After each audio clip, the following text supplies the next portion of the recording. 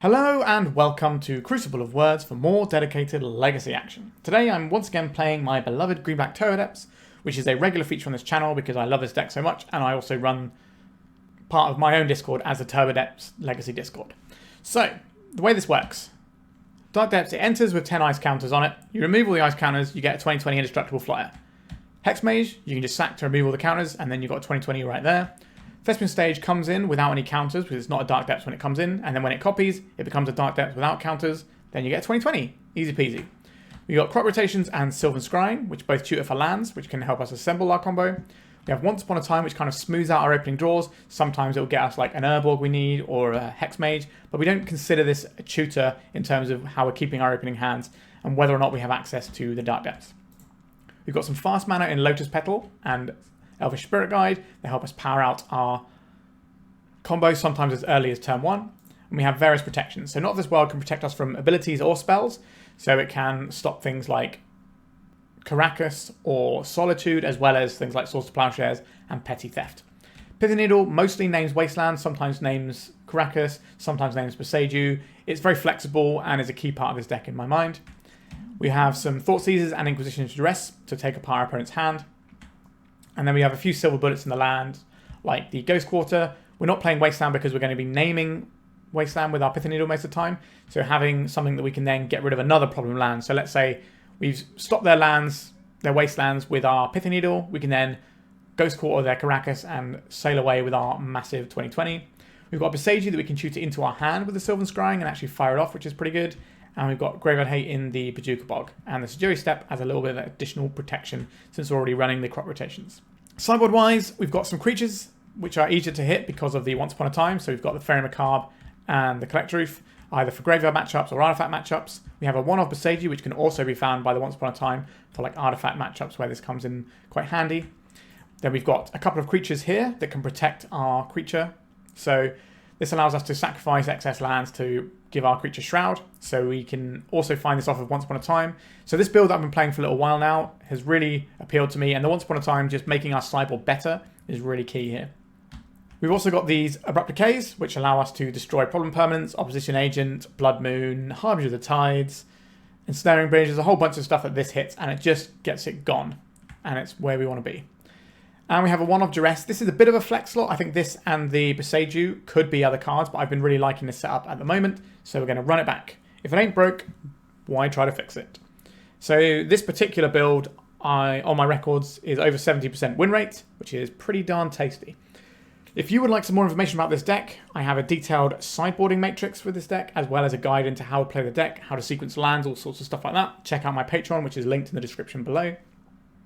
And I have many more Dark Depths videos, like Turbodepths videos on my channel, so you can just search for those and have a look if this is a thing that appeals to you. It's quite a cheap deck to play. The only expensive card in the entire deck is the Bayou. And you can play builds without the Bayou. I think they are worse, but you can play them, and you're only losing a few percentage points, in my opinion. Unless you're jamming into a lot of mono red, and then you lose a lot more percentage points. But for the most part, you can still get there with it. So it's a nice budget entry point if you want to take a slightly more budget approach. But this is the list I recommend at the moment. Alright, deck tech over and done with. Please remember to like and subscribe. I'm trying to hit 5k subscribers by my birthday in April. So that gives me 2 months from the day I'm recording this to try and get those subscribers. So I appreciate each and every one of you that helps me out doing that. And if you want to see my videos early, you can become a YouTube member for just £1 a month. Alright, plugs over and done with. Let's start plugging our opponent with a massive 20/20 Marit Lage. Okay, this is our opener for the very first round. So we could Once Upon a Time and hit Dark Depths, and that would be excellent, and then our hand looks pretty solid. We have a turn 3 with 2 different forms of protection. Problem is, if this doesn't hit Dark Depths, then our hand does nothing. Because our deck does not function without Dark Depths. This can't hit the tutors, it can only hit Dark Depths. So I think I am going to mulligan this. I will keep a hand that has access to Dark Depths, but I won't keep a hand that has access to just Thespian Stage or just Hexmage. This is a very similar problem. I think we'll mulligan to 5. I would keep this on a 5, but I'm not going to keep it on a 6. I guess we're keeping it on a 5. Alright, let's have a look. So we ended up with a very similar hand to the first one, unfortunately. Bayou and an Elvish Spirit Guide. I guess we'll take Bayou here. I'll play out Verdant Catacombs, and this game is probably not going to work for us. Right, we're going to try and crop rotate here into a 2020. We're playing the crop rotation around the days. Right, they've got Force of Will. They're pitching a Lord of Atlantis. We've got some Merfolk action over there. So this is a pretty good demonstration of why the Once Upon a Time isn't a tutor. We could have gone to 4 and it might have been okay. Okay. I'm not expecting days out of Merfolk, so let's just Inquisition them around it just to be sure anyway. They do have a days, okay. So let's go for one of their lords, I suppose. Merfolk. The year 2025. So we're going to see this Marshal of the Pearl Trident. They have a days that we know about. Oh no, it's a Silver Depth first. Interesting. Don't know why they wouldn't just get the Master down and crack for more damage here. So we can play a Hexmage, which can block Silver Depths quite nicely. So they can play the Marshal of the Pearl Trident, then we can't block the Silver Depths. So we know half of our opponent's hand at the moment. We're just looking for a tutor or something here. There is a Marshal of the Pearl Trident. So we take 7 here. We're not going to give up our Lage. So they have lethal next turn, but we can block these with a 2020 if we can find a tutor next turn. We did not find a tutor. We can double block with the Hexmages, and we're not dead. And then we can block 2 creatures on the following turn, and we'll still be okay. Got some sort of Merfolk that kills our creatures. I put in white mana in the pool for a Merfolk. Other Merfolk you can try with Ward. Okay. Indestructible as long as you control at least 2 other Merfolks. When it attacks, draw a card. Their guys have Ward. So I assume they're just going to push damage here. So I think we just take out a Lord of Atlantis here. Take 7. Oh, sorry, we only take 5 because of the first strike hitting them. And then we can block this one and this one. Take 3. So we're still in this one, weirdly. In come the fish. They're coming in with just the indestructible guy. Interesting. I don't think we can let a guy go for this. I think we just have to take it. And we got one more turn to draw the thing. And it's not going to be good enough because they got too many guys. Right, there is an example of why you don't keep hands off the basis of Once Upon a Time. So we don't need a Bojuka Bog against a Merfolk player. So that gets us 1 Abrupt Decay. We're going to want more Abrupt Decays because they're going to have the Harbinger of the Seas. They might have Wastelands, so probably want the Ghost Quarter. I don't know if I can play Wastelands and Mutavault. But Merfolk's not really a very big deck, so it's hard to work out if this is actually going to work or not. I think we're just going to take out these, because we're just boarding in answers. So I think we're just going to have it like this, getting rid of the Once Upon a Times. Nope, we're going to mulligan this one. Okay. Force of Will is not going to be the nicest thing to encounter here, but we can keep this. We can get rid of this Abrupt Decay, because we've got another one already. Let's jam a Bayou. Am I playing this Lotus Petal? I think I am playing this Lotus Petal. Island into Ether Vial, sure. Thoughtseize. This is the sort of thing we've been looking for. Let's check the permission in our opponent's hand before we start firing off these crop rotations. Force of Will, Tishana's Tidebender. What exactly is the text of this one? Counter target activated or triggered ability. That could certainly be irritating for us. They got a lot of Harbinger of the Seas. Let me just take the Force of Will here. Kind of want another land, really. There's not a land. We could just take out this Ether Vial and just stop our opponent from being able to do anything. That seems quite good to me. So the other option is we play the Hexmage this turn, and then next turn we crop rotate. I think I just want to slow our opponent's roll here. I'm going to put in this Tide Shaper just as a 1-1, I think. There it is. This is where they draw nothing but Wastelands from this point onwards. That's happened to me before in these sorts of Ether Vial creature matchups. I think it was against Slivers once, where they had like a double Vial start, and I Pithing Needle, and then they just drew Wastelands from that point onwards. Alright. Okay, we've waited long enough now. I think we're going to deploy the first Hexmage now. And then next turn we can crop rotate and go and get our Marit Lage and try and win that way. There's a Wasteland. The prophecy has come true. Let's attack with the Hexmage. I don't think we can go shields down and just play the Hexmage here. I think we need to sort of finagle our way through this. Because if they have 3 mana, they might just slam a Harbinger. And that gives us a window. Take one from this. Let's crop rotate away this. And we'll go and get a Dark Depths here. Let's go and get a Bayou here. And we'll crop rotate away the Bayou for the Ghost Quarter. If they let us resolve crop rotations, I think we're in a fine spot here. We target the Wasteland. We'd love to see them fire this off on our Dark Depths. They're floating mana. This allows them to get to play this Tishana's Tidebender. So I think we make our 2020 in response, so they can't do that. Alright, we managed to puzzle our way through that one. Let's go to game 3. I like how we sideboarded. We've seen... Oh, it's all gone massive again. So we've seen the Harbinger, like I suspected, would be one of their big sort of trump cards in the matchup, but obviously we're very much kitted out to deal with that. So, do I care about this Tishana's Tidebender that much? I don't think so. Tidebender, Tidebinder, maybe Tidebinder actually. We could bring in like another Boseiju to blow up their Ether Vial if we think that's worth doing, but I don't honestly think it is. They might have the Merfolk that stuns our guy, which is why I'm keeping the Knot of His World in.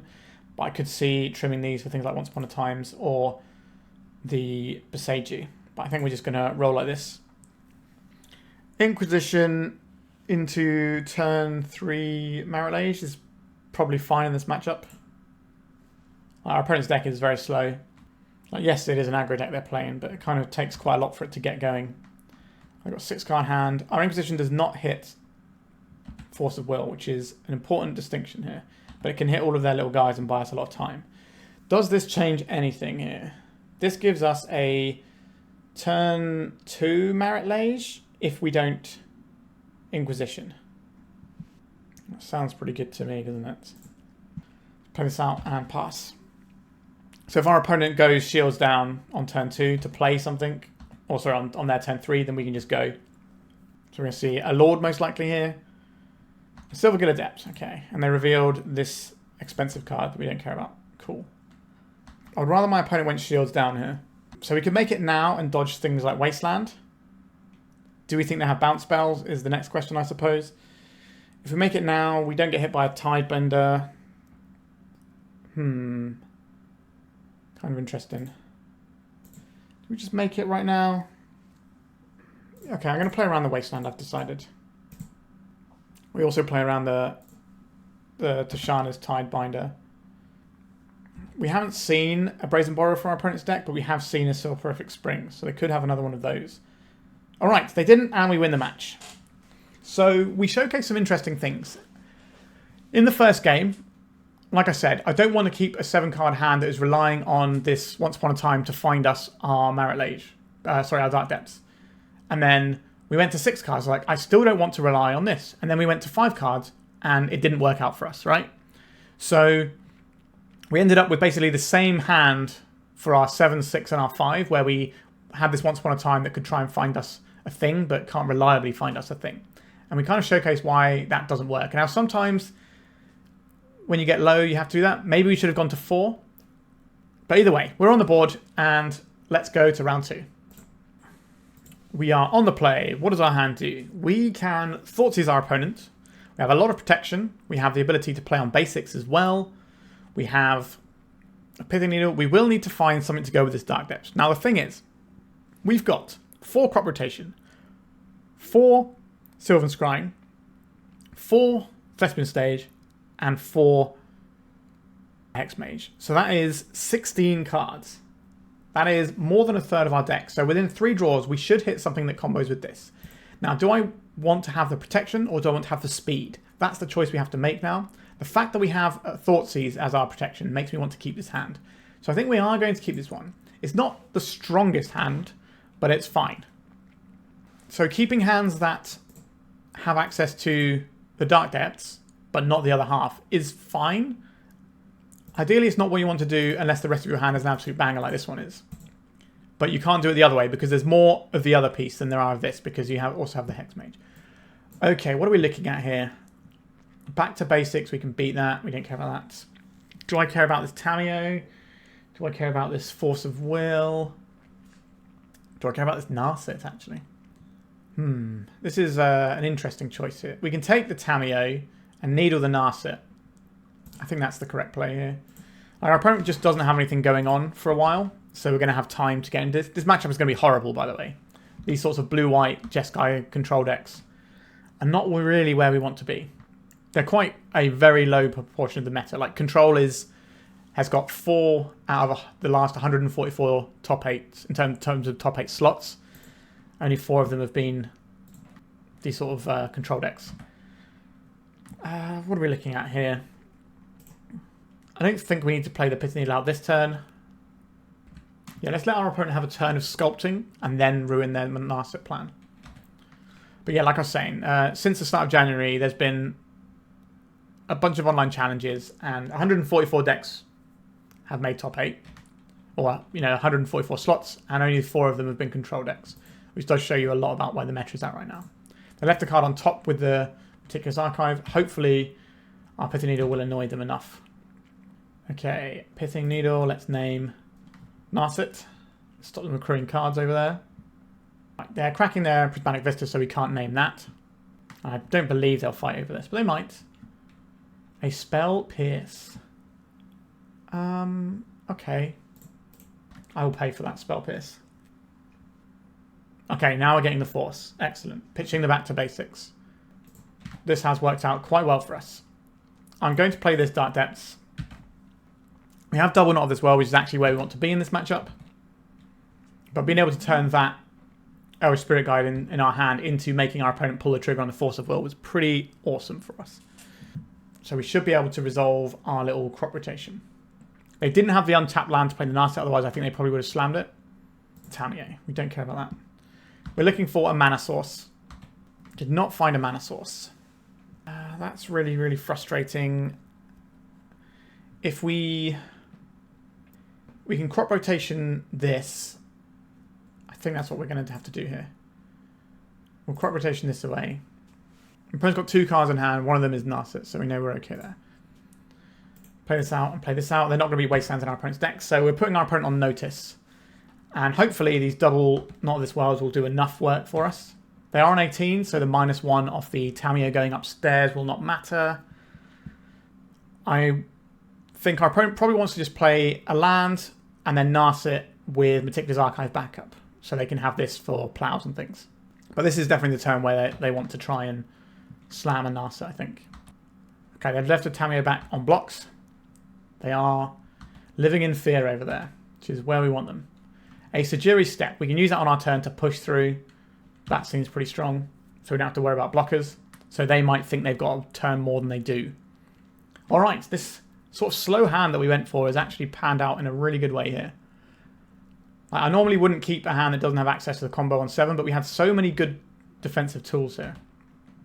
Okay, let's make the thing. We're going to have a Stifle or something. We can beat 2 pieces of interaction. A Plow. I'm going to say no to your Plow. I suspect our opponent buries us in game 2 and 3. But we're putting a good fight up here. Okay. Now what? Now we go to our turn. We play this. Give our creature protection from blue. A Brainstorm. Okay, that's leaving them 1 mana to interact with. Blinking the Tamiyo doesn't matter here. Alright. We got the game. That was a really interesting one. I think having like a really disruptive, protective hand, that definitely could have come back to bite us if our opponent was a really fast combo deck. But the fact that one of our pieces of protection was proactive in the form of Thoughtseize, so we could take apart what our opponent was doing, made me want to go for that one. Alright, let's go to the sideboard. Okay, so this is not really a matchup where we need the Bojuka Bog. The Pithing Needle can stop the Narset, but it's not really that important. What we really need is things like Knot of this World, Sylvan Safekeeper, and Duress. Those are the big hitters here, and I don't mind having a Boseiju in here as well. So this is what I'm looking at sideboard. Let's make this a little bit bigger for you lovely people out there. Okay, so this gives us interaction against some of their bits and pieces here. I think I'm actually going to play a Decay over the Boseiju. They're both uncounterable. I can deal with back to basics. We're not really worried about back to basics. I'm not expecting the Harbinger if they're playing the back to basics. That's kind of in that slot where the Harbinger would be. I just think this is going to be more useful because being able to blow up a Teferi is going to be more useful than Pithing Needle a Teferi. I don't think we want to cut anything else here. We could trim the Ghost Quarter is the other thing. We could trim the Ghost Quarter in favour of a Decay. Let's try that one out. This one doesn't quite play. I think we have to mulligan this because we don't have any actual persistent mana sources. Well, deck. Where are those persistent mana sources we spoke so highly of? Okay. This is a very disruptive hand that doesn't have any route to the combo. So what would we be doing? We'd be throwing back 3 of these cards. So it'd probably be something along the lines of these 3. So we'd have a coloured source of each and just duress our opponent twice. I don't think we can keep this. We have to mulligan towards something that has a game plan. On 4 cards, I think we keep this one. So we want the Urborg. We want the Once Upon a Time. And we don't want the second Urborg. We don't want 2 Scryings. I think the second Scrying is probably better than the crop rotation here, as awkward as that is. So this Scrying is probably better than the crop rotation. Because if our crop rotation gets counterspelled, we lose the game, pretty much. And we'll keep the Safekeeper because that's how we're eventually going to push through. So we've got an island on the other side and a Tamiyo. Not a bad start. Hopefully we can find some manas here. We did find some manas. Let's cast this Once Upon a Time. A Thespian Stage is an uncounterable way of making a 2020. I do like the sound of uncounterable ways of making 2020s. Alright, then let's deploy the Safekeeper. This little guy has been quite impressive. Alright, we're getting a Force of Will. 1 mana him to Turak, here we go. So that means our opponent has most likely some removal in hand, which I would expect from our opponent. Like, post-board, they're going to be keeping hands that have like a plow or something like that. Also, we're on reduced resources because of our mulligan, so they can quite happily pitch 2-for-1s there. A Brainstorm, so they're going to flip the Tamiyo, so we're on notice about his Tamiyo. So next turn, we can go and get the Dark Depths. Now, is that going to be counterspelled? Potentially. Okay, they do have red mana. That is not a surprise. I said they would probably be Jeskai. They might not be like full Jeskai with 4th Yolingus. They might just be splashing for Pyroblast. We don't actually know. Do I want to Thoughtseize now? Or do I want to Sylvan Scrying now? So next turn, if we draw a piece of fast mana, we can go next turn. Otherwise, we can't. They've just brainstormed and hidden stuff on top, potentially. So I think I'm going to Scrying instead. While they don't have Spell Pierce mana. So this would have to be a 2-for-1 for them to stop this. Now, they probably don't mind it being a 2-for-1. But this also means that they don't get to buy back the Force of Will and stop us either. Alright, they had a Force of Negation as well. Okay, so next turn, they're going to buy back this Force of Will. We're going to Thoughtseize it and then cast, hopefully, like a nice spell that we draw. But this is tough times. There is a Ponder. We can just draw the Abrupt Decay and deal with the Tamiyo, but they're going upstairs with the Tamiyo, so they want to try and win the game. Okay. Let's play this Urborg. Let's Thoughtseize our opponent. And then we're probably just going to use this as a removal spell for their Tamiyo. Because we already have the combo rolled up. Plow, plow. Okay, understood. Let's get this Hexmage down. They also don't have any white mana right now. Goodbye, Tamiyo. Alright, so it's their Plow and Clue token versus our most of a combo. But most of a combo is not a combo. Yeah, cracking the Clue. If they don't find white mana before we find our combo, then we'll be in good shape here. So they can't have Force of Will blue card right now, so let's just crop rotate this away. It has to be this. Let's go and get the Dark Depths. Let's see if our opponent finds a white source, or we get to win the game. Alright, let's get them before they get the white source online. Oh wow, we got the GGs in chat. Excellent. Wow, that was a tough matchup. Our opponent didn't have the ability to plow us, so having a mana base that has basic lands in it at the moment in Legacy, I think, is quite detrimental because you just get punished in the mid-game by micro-spawn decks anyway, and you need to be able to cast your spells. You need to have your appropriate interaction on curve. I think I would rather play more lands but have like more non-basics than have basics right now. That's kind of where I'm at the moment. We're sort of playing slower decks like this. But yeah, we managed to take down one of our bad matchups. I will certainly take that one for sure. We had a pretty horrible mulligan to 4, but we did manage to push our way through. Let's go to round 3. Okay, so what are we doing here? This is turn 1, Thoughtseize. Turn 2, this and this for this. This makes this. Okay, turn 1, Thoughtseize. Turn 2, Marillage. Sign me up. So we probably start off on a basic swamp here. Don't want to be wastelanded because that can scupper our little lines here. Let's see what our opponent is up to. Crop rotation, crop rotation. Oh, this is a really horrible matchup. Crop rotation. Swords to plowshares. Oh dear, oh dear. Well, we need to take 3 of these cards and we can only take 1, so I guess we take the plow. Not a fan of that one. Let's play this out. Just in case something weird happens and we need to crop rotate. Like, let's say they draw a... I guess if they draw a Ghost Quarter, we probably don't need to do this anyway. Alright, Savannah, which is going to then cast an Elvish Reclaimer, I'm 100% sure. There it is. So now we have to beat 2 crop rotations. I'll be honest with you, I don't think this is happening. Yikes. We need to hope our opponent makes some kind of a mistake. Not the exact out I was hoping for, of let's hope my opponent makes a mistake.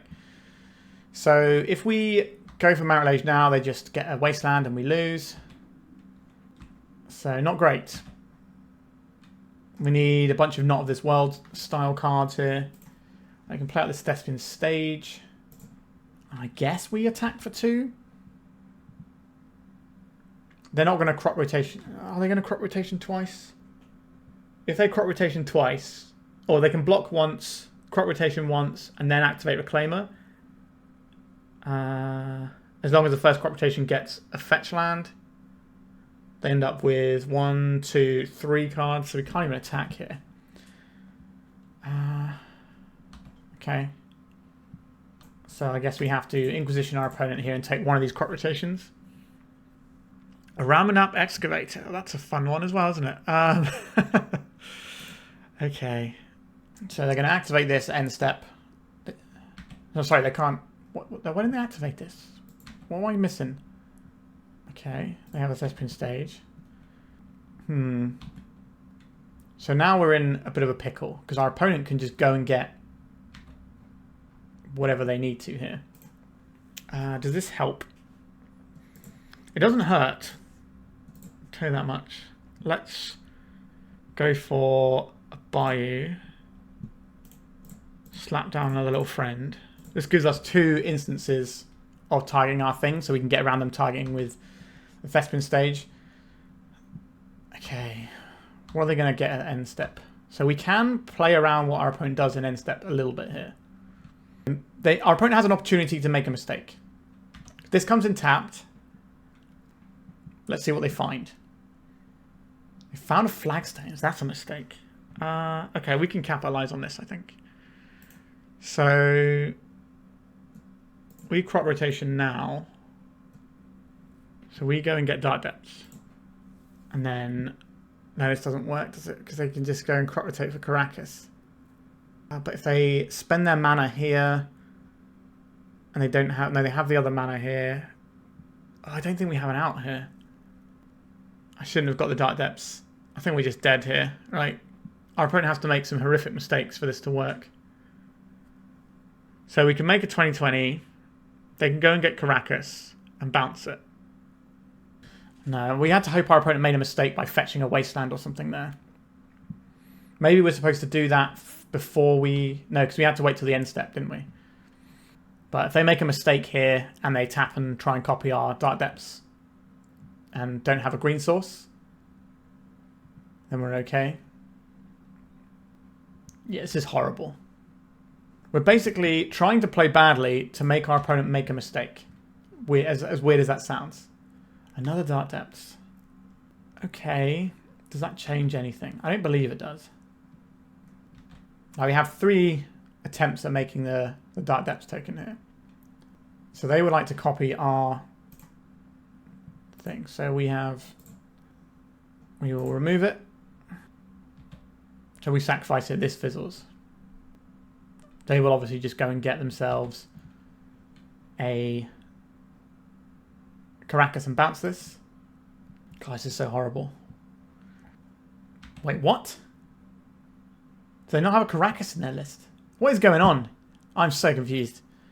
I was going to scoop this one up a second ago. Oh no, sorry, this is just... Okay, yeah, sorry, this is the Flagstones thing. Alright, panic over. This is the Flagstones land, and this is the Karakas. Okay. For a brief moment there, I saw a little glint of light.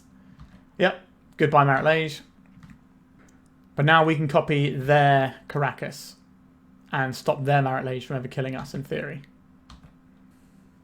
There is the Wasteland. Okay. This is an interesting situation that we're in now. There is another Reclaimer. Because why not? This matchup is so bad. I think it's about a 30-70 matchup, somewhere in that ballpark. It is not great. We have to keep trying to get our opponent to walk into traps here. So our current plan is to copy their Wasteland. But if we copy the Wasteland, they'll just Wasteland in response. And then they'll replay the Wasteland on the following turn. Are we supposed to hope that our opponent doesn't see that and makes the mistake? They have a Marit Lage of their own. God, this is horrible. No, I think we just have to hope for the best here. I'll take a draw if the draw is... Okay. So they're going for hitting our Bayou. What does that mean for us? I would like a green mana source here. We can target the Lush Portico. Now just get it back. So I want a Karakas. It can keep us alive longer, but being alive doesn't matter. Fine, we'll just let it go. It doesn't matter here. I think we're just cooked. A Thoughtseize, that doesn't help. So how are we supposed to win this game? Oh, we're just going to get wastelanded into dirt. There's no way of winning this one. We have to try and bait our opponent into making mistakes. I think a couple of weeks ago I played a video against Green White Depths where I had to bait my opponent into making mistakes, and it worked. This one didn't. We didn't have the concealed information of things like Elvish Spirit Guide that could change the dynamics of a turn, so that everything was kind of more or less face up. Okay, so hand disruption is not ideal here. So we can board out this sort of stuff and bring in protection for our little friend. And that is a pretty solid change there. So this gives us more protection for our Marit Lage, which is really key here. We got the Pithing Needles to stop their Reclaimers and neither Reliquaries. We have Abrupt Decay for similar things. Alright, let's try this one out. I don't know what the actual worst matchup is. It might well be Green White Depths. Like Green White Depths, lands, and Bant Control were always the 3 that I hated playing most. Now, all 3 of those decks are not really in the format that much. Nadu is in the format, which is kind of a bit Bant Control in some respects, and is a horrible matchup. It isn't as bad as the old Bant Control decks used to be, where like on turn 3 there we go, Uro, they gain themselves 3 lives so you can't kill them in one hit. And they also have mana up for a Source to Plowshares. It's like, oh, okay. We just game over from that point, really. And then once they start doing Teferi, then all of a sudden their Prismatic Endings kill your Marit Lage. And yeah, glad that the grindy Bank Control decks aren't around anymore for our purposes. Okay, what do we think about this hand? We have access to our combo. We would have to go... So I think we probably want to get Pithing Needle on Wasteland first. So we go Urborg, Wasteland. And then we know our tutors will resolve because our opponent is not playing a sort of deck that stops that. I think this is okay. But our opponent has Wasteland and Caracas for us to deal with. Only so many Pithing Needles in the day. Let's jam this Pithing Needle on Wasteland. So we have this Elvish Spirit Guide, which hopefully is going to be really useful, where our opponent won't see it coming with what we're doing. So this little extra burst of mana is how we have to try and beat our opponent's deck, where they calculate what's on board, and then it's something else that's coming and getting them. Alright, that is a Wasteland. I think we get the Bayou here, actually. And we go for a Scrying. And what do I want here? It's probably the Thespian Stage, because this is a card we can float and play, whereas the Dark Depths we can't float and play because they have their own Thespian Stage. So just one of the many, many things we have to try and get around. So Endurance is something they might board in as a blocker to buy them a turn. That is an Elvish Reclaimer. Not a big lover of that little guy. Would love to find a Not of This World. That would be probably one of the best draws. That is not a Not of This World. Okay. What is our solution to where we're at right now? Put this Thespian Stage. I think we don't want them to think we have green mana. So I'm not going to tap optimally. I'm going to tap in a way that can surprise our opponent. So we're not leaving up most of our colours. We don't want our opponent to think that we can just crop rotate into it. And then maybe they tap out. They're probably not going to tap out because there's a Reclaimer. A Thespian Stage. Well, that's an annoying one, isn't it? You can certainly see why I hate this matchup. Let's play out this Swamp. I think the mystery is certainly gone from this game. Do you want to attack for 2? I don't think our opponent can do enough here to stop our Hexmage.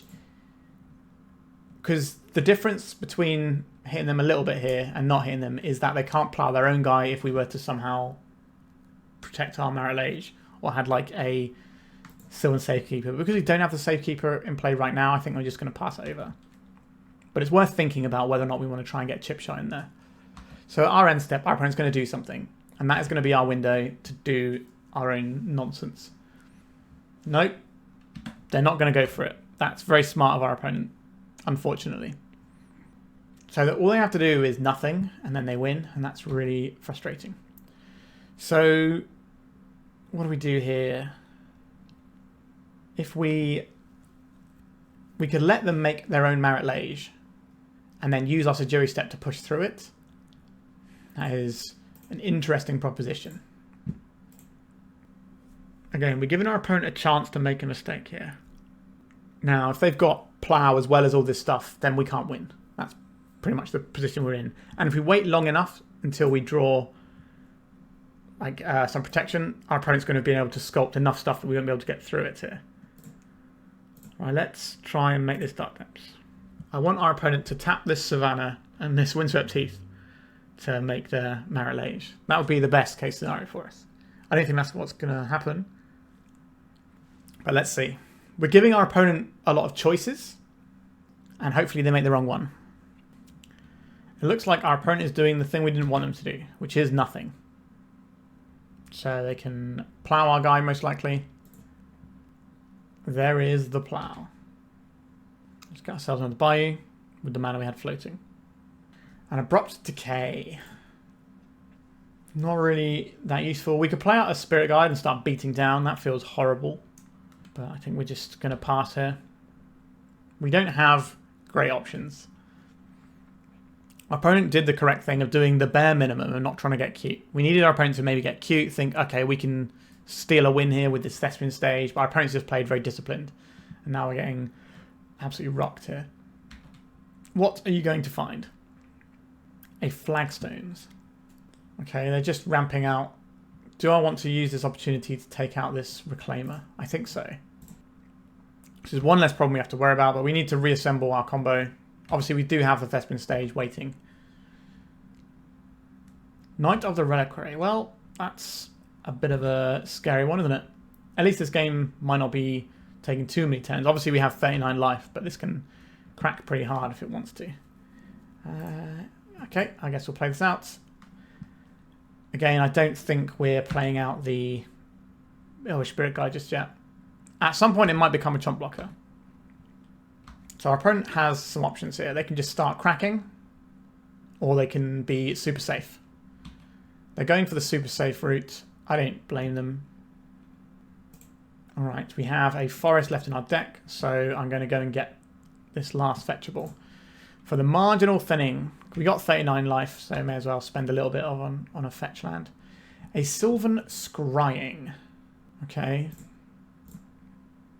We can go and get a Dark Depths here, but we can't deploy the Dark Depths for many reasons here. So they could try and get their own Marit Lage now. So they're probably just going to copy their flagstones and just keep ramping out. But they could get their own Dark Depths going. They would have to lose their Savannah because this is the only forest / plains they have. Okay, so just copying the flagstones. Unfortunately, we don't have a good window here to do anything. We don't have the tools to have this in play, and we can't just float this in play because of the Thespian stage. I think I'm showcasing why this is such a horrible matchup, which is, you know, nice and informative content. It just sucks a little bit for me. Also, them having Thespian stage on different names is really good. Alright, this is pretty much going to be game, I would imagine.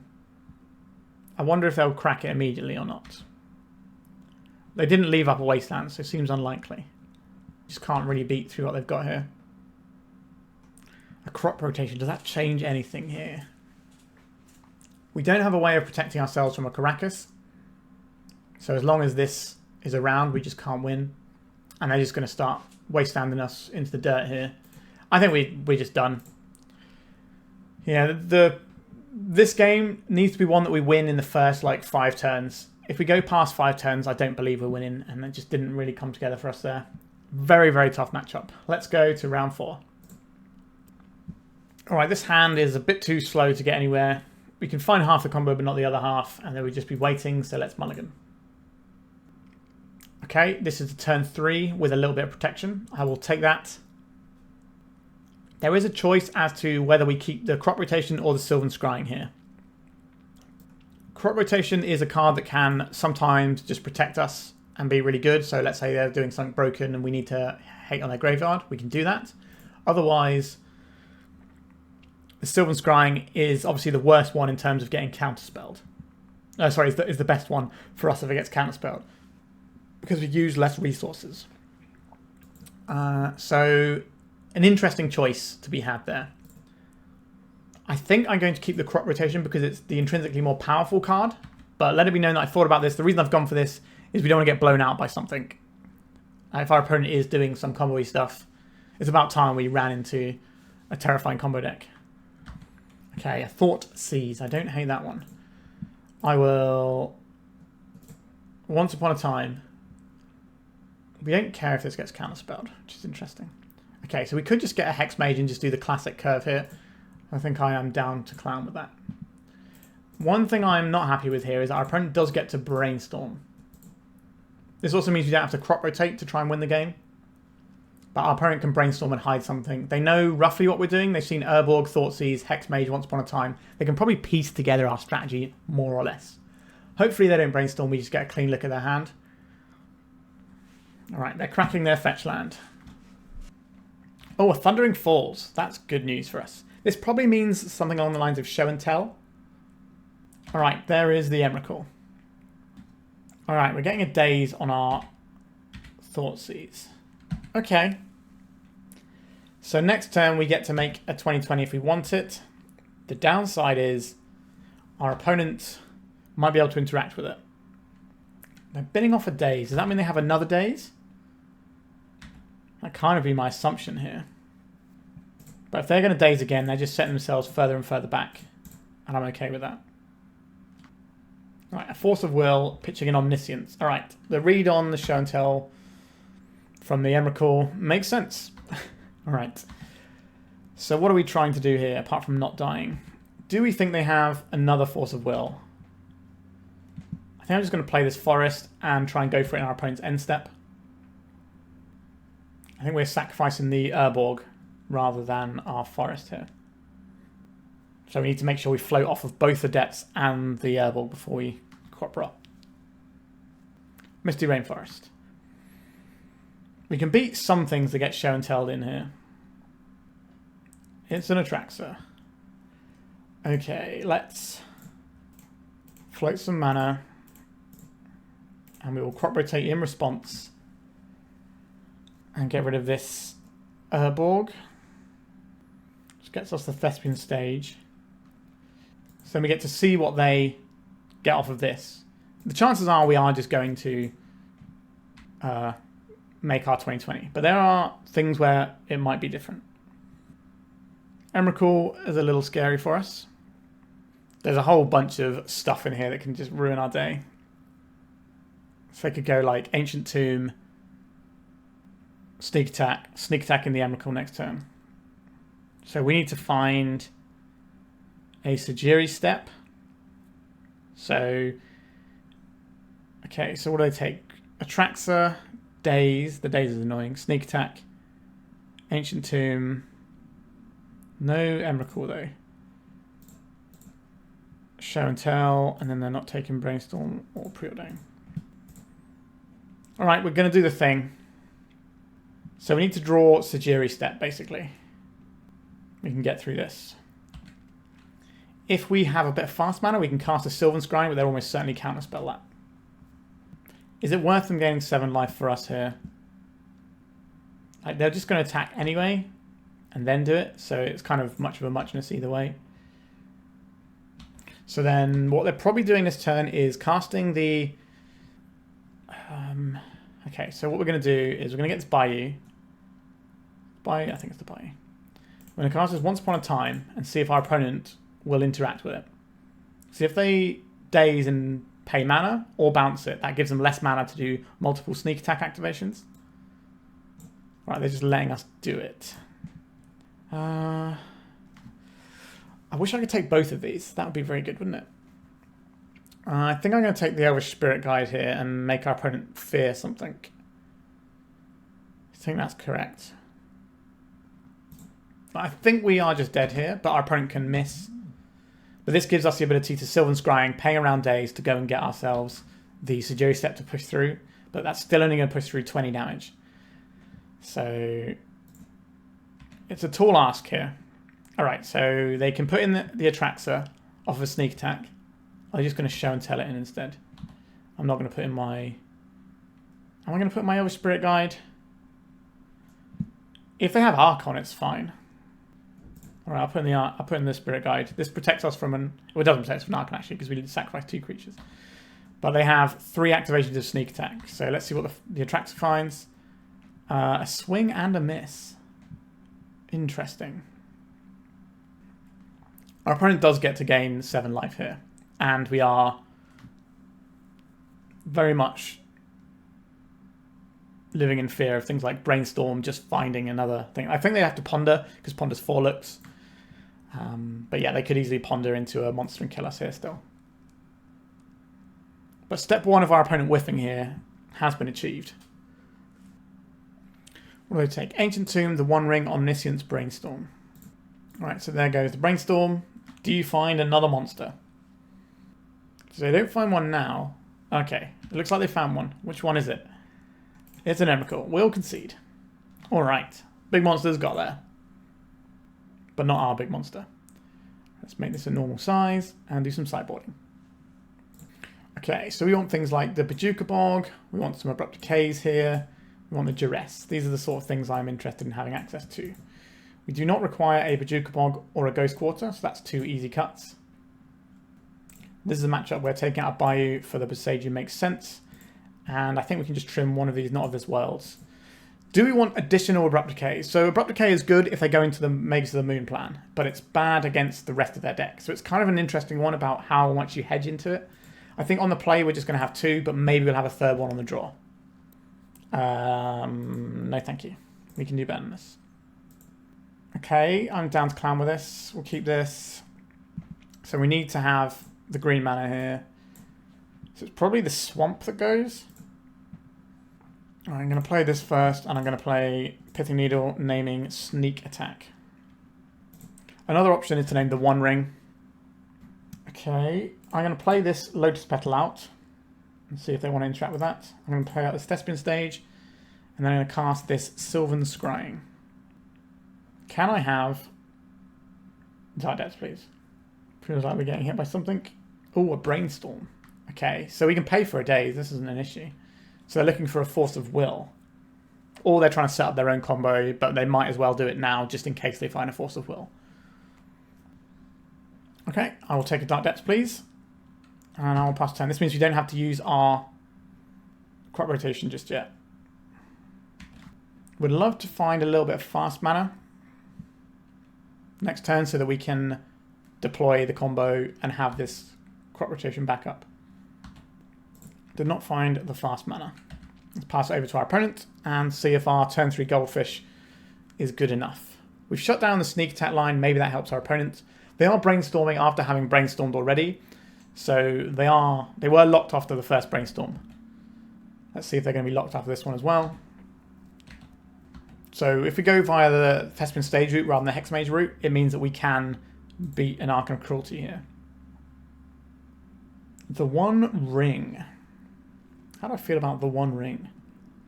Not incredible. So I can make the 20/20 now, but what is the point? It saves us 1 mana on the next turn, basically.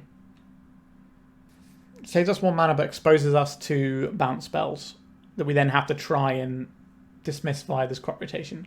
It also means that things like Archon of Cruelty can just kill our Merit Lady, so I don't think we make the token here. We play out our land and we just pass. Okay, the One Ring has Ancestral Recalled and Time Walked now. We're getting show and telled on here. Another copy of the One Ring. This is a problem. Okay. We're going to see a show and tell here. We are going to see a show and tell. I'll put in this Thespian stage. It's an Emrakul. 1, 2, 3, 4, 5, 6. Yeah, I don't like where we're at right now.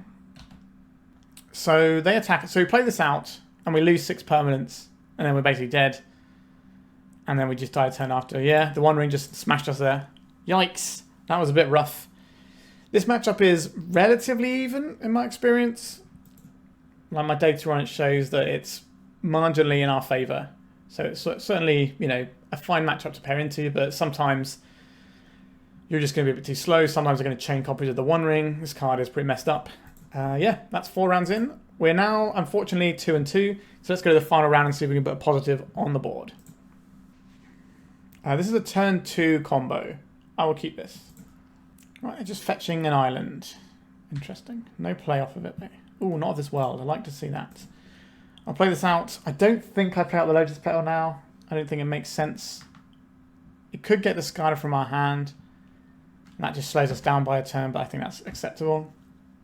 We're leading out with the Thespian stage because if it gets wastelanded, we're fine on that. A Tundra. Okay. Hopefully our opponent does something on turn 3. Let's play this Lotus Petal. Alright, opponent, it's over to you. Please tap out for something. And let us have a good time. Not now, though. A Dress Down. Does it make sense to go now? I don't think so. This could be some sort of Dreadnought action, most likely. Dreadnoughts are big, but Merit is bigger. Well, our hand has definitely been forced a little here. I would have loved to have had 1 more mana for this. Are we getting stifled? Have they got actual factual stifle? They do indeed. Pretty good. We get to make it now, and we can block, and we have a Knot of this World that can hopefully keep us alive. Day is very good against us right now.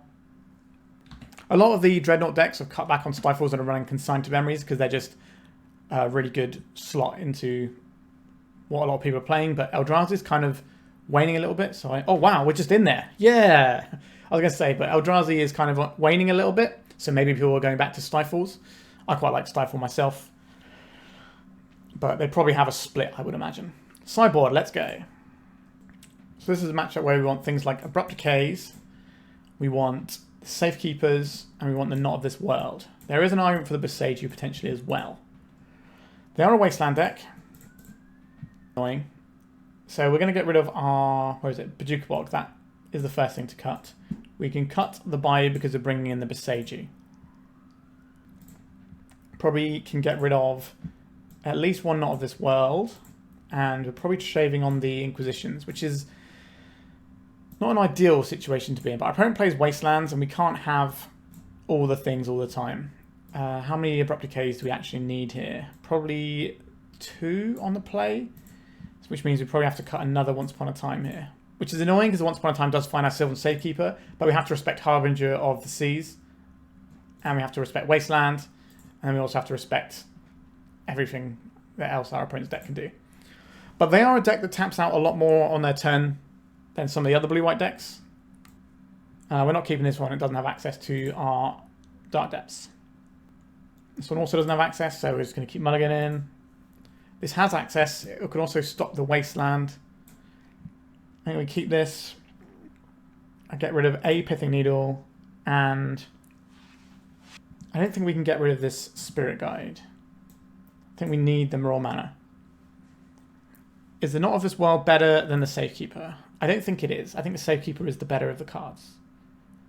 Although we didn't have a lot of lands to work with. But I think that's still fine.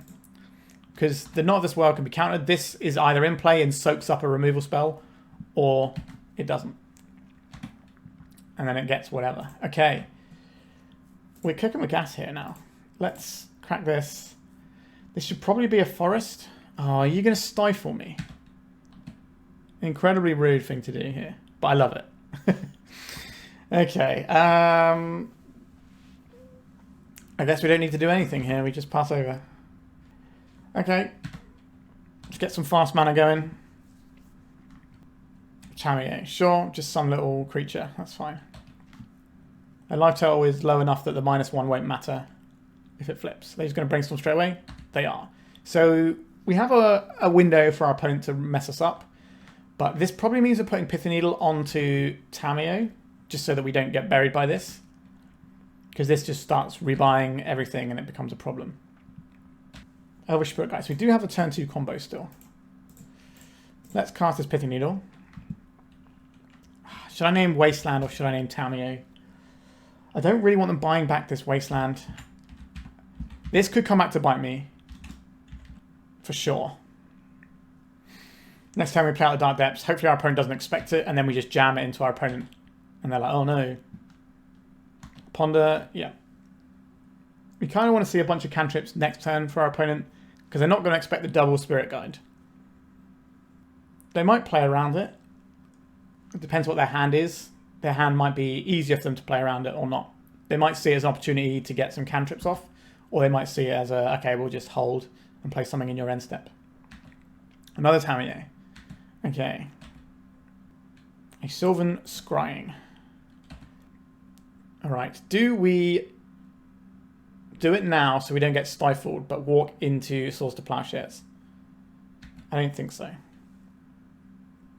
I'm choosing to play around Swords to Plowshares more than Stifle. I don't know how many Stifles are going to be in our opponent's deck. I'm not expecting it to be loads. I'm expecting maybe 2, but they could be the full 4, and maybe they get us that way. Alright, Tamiyo is doing its thing. A Brainstorm. This is going to kill their own Tamiyo here. This is not not an optional trigger. You have to flip it. I assume they keep the one with 4 counters on. That would make a lot more sense. I don't think we play this out into our opponent. It's not really what I want to see there either. I guess just pass and hope that our opponent taps out and does something. Because if we can find any land, then we can at least work towards having Safekeeper protection. But they had a pretty easy, just crack our clue style turn there. Just dress down into something else. What is this? Teferi? A Null Drifter. A Null Drifter, you say? Okay. Are they going to stifle this on the way in? This is the sort of tap out we've been looking for. This is our window of opportunity. It says they're waiting to pay costs. They need this to resolve first. Now they can pay their costs. Oh, they're letting it go. Oh, that's annoying. That means they have a Swords to Plowshares and they're worried. A Lotus Petal. That is not what I wanted. Annoyingly. Let's try and see if they want to interact with our Lotus Petal here. So we could go and get a green source and kind of stock up for next turn. But they've already shown us they're going to hold up this plow. So I think I'm okay to fire this off. Alright, we're getting a Force of Will, pitching a Ponder. Sure. So we didn't actually need that to resolve or anything. It would have been nice.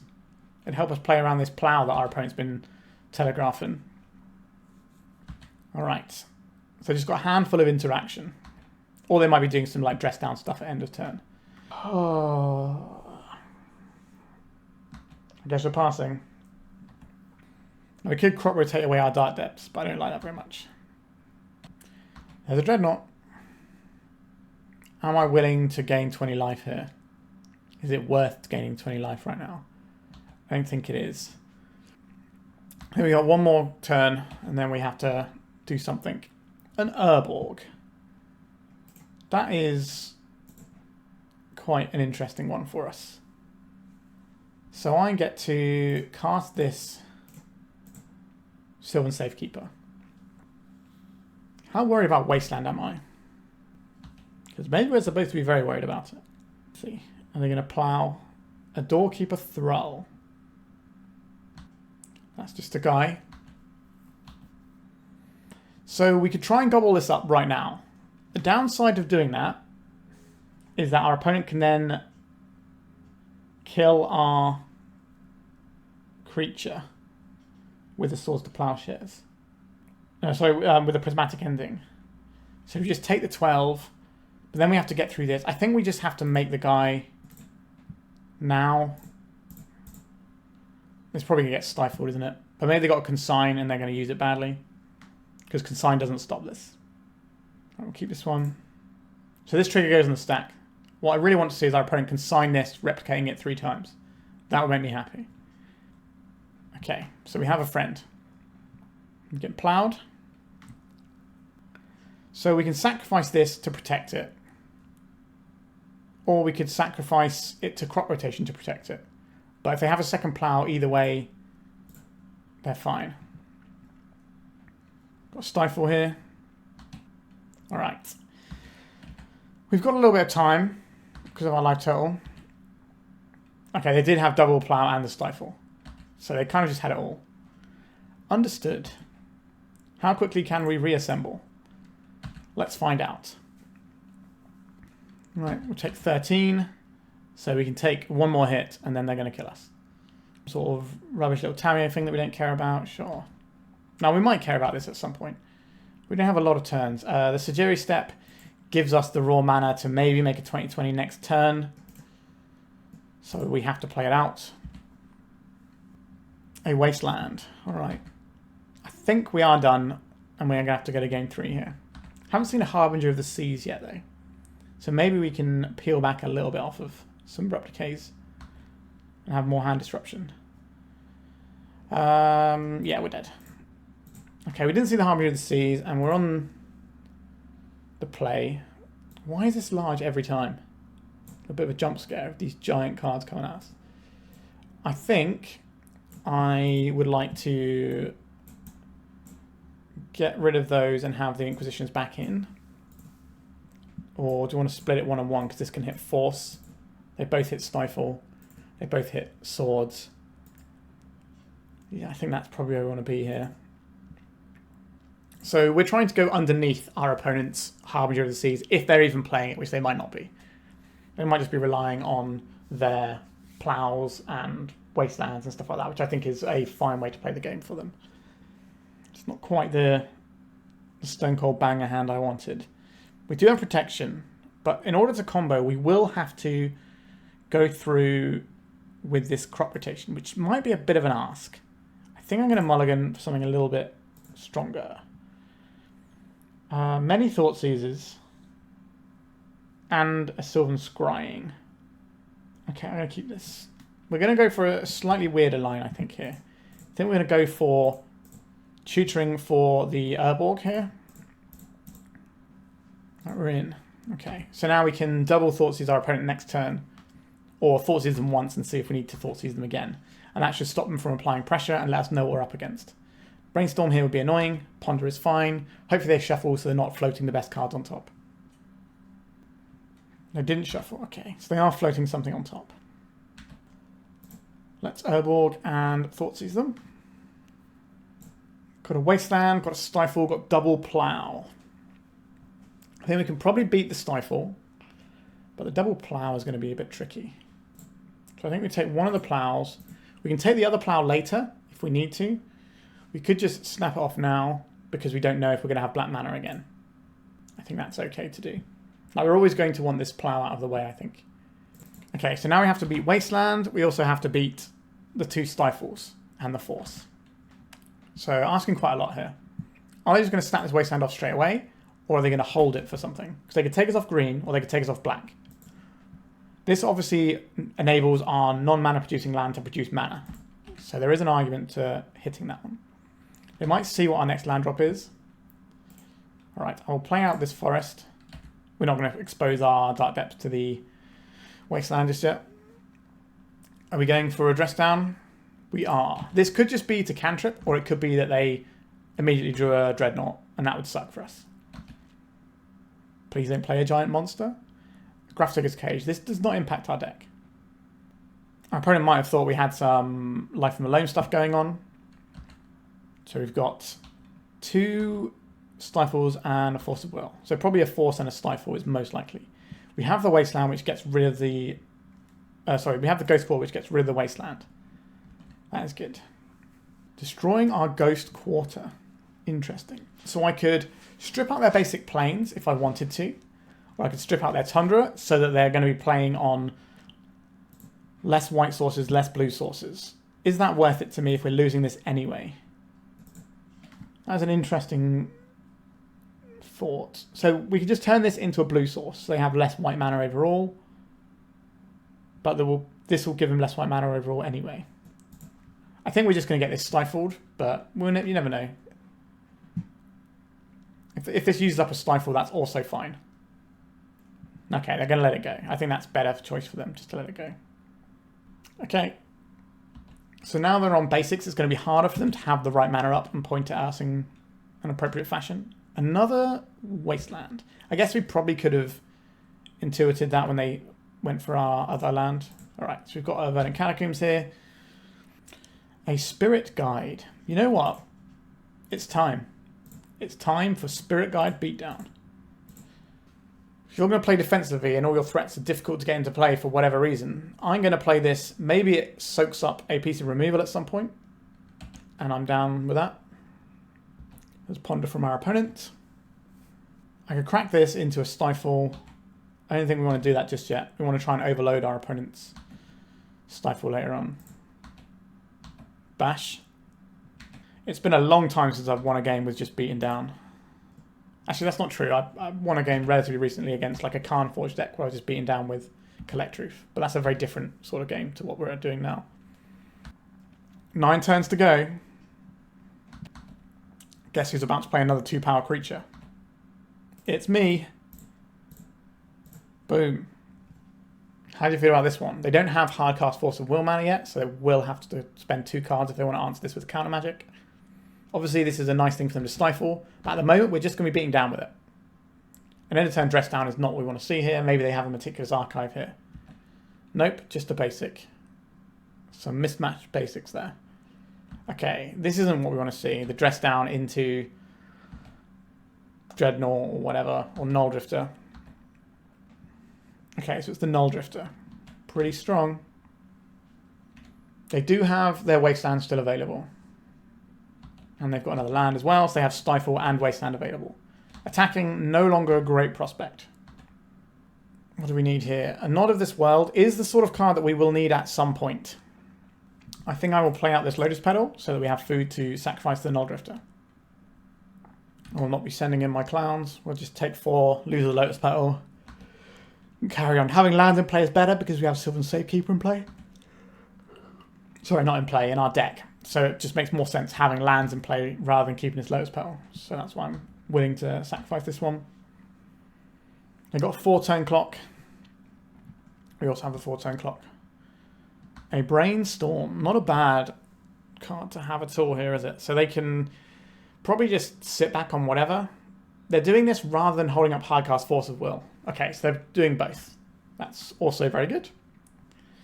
Right, Annihilator 1. Goodbye, Lotus Petal. Tamiyo, sure. A Once Upon a Time. I will cast this, and I'm expecting it to get counterspelled. But well, you never know. Okay, we do get to just have it here. I will take this Hexmage, I guess. I'll deploy another Hexmage. I'll attack with my 2 creatures. So we could play the Dark Depths, but we can't beat the Stifles and the Wasteland. There's just too many things there. They should at least soak up 2 of this damage with the Tamiyo. We'll probably sacrifice our Verdant Catacombs. It's unlikely that 1 life matters. Or I guess we could crack this and see if it baits out a Stifle. Then we do lose 2 permanents.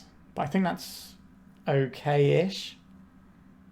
Yeah, let's see if we can bait out a Stifle when they go to attacks. Yep, lots of mana over there. Not attacking with a Tamiyo. Cowardice. Yeah, we're getting a Stifle out. Right, I'm going to sacrifice this Boseiju. This game is about being down with terrible creatures. Apparently. We can take 2 more. Wait, we can take 1 more hit. So we need to find a way through this. A crop rotation. So we get 4 damage through this turn. Next turn we crop rotation for Sejiri Steppe. They stifle it. That doesn't help us out very much. We've already used our Ghost Quarter. This is a really interesting situation. So we could... So we know they've got a Force of Will. So this crop rotation is probably not doing anything. Let's just play out the Dark Depths now. See if this gets anything from our opponent. They might try and wasteland it and see if they can bait our Hexmages into cracking. I don't think that's the case here. So I think our plan is draw... I guess we can't draw enough to force through this crop rotation. I guess we could just draw the Sejiri Steppe. But then the Stifle gets us. So if we make a 20/20, they can stifle it. And then they can stifle it. No, we only know they have 1 Stifle, right? So they could wasteland in response. And then we could crack our Hexmage in response. This is very suspicious. This feels like our opponent has some action here. I kind of want to go for it here. So they're going to stifle this. And then we're going to do it again. And then we're hoping that the crop rotation and the Knot of this World are enough. Another Stifle. So then we know this Force of Will isn't going to work very well for us. Let's float some mana of this. Let's try and get this to work. I'm just going to hard cast this Force of Will. Oh, I have a Force of Negation as well. And our opponent does have an awful lot of tools here, don't they? So we lose the Dark Depths. And they had a plow as well. We did have a little bit of leftover. Why did they plow there? That makes 0 sense why they would plow there. So they got 1 kind of hand. It may or may not be this Force of Will. We'll dismiss it for now. We're gonna. I guess they want us to lose a permanent here. Is why they plowed us. So kind of using it like a Vindicate. Just keeping our raw number of permanents down. I think we're probably dead here though. Yeah, we are dead. That was really unfortunate, that last game. Our opponent had just all the tools all the time for us. The triple Stifle was a lot. We got by a little bit in game 1 as well. It was... Oh, sorry, game 2 I think it was. I think we won game 1.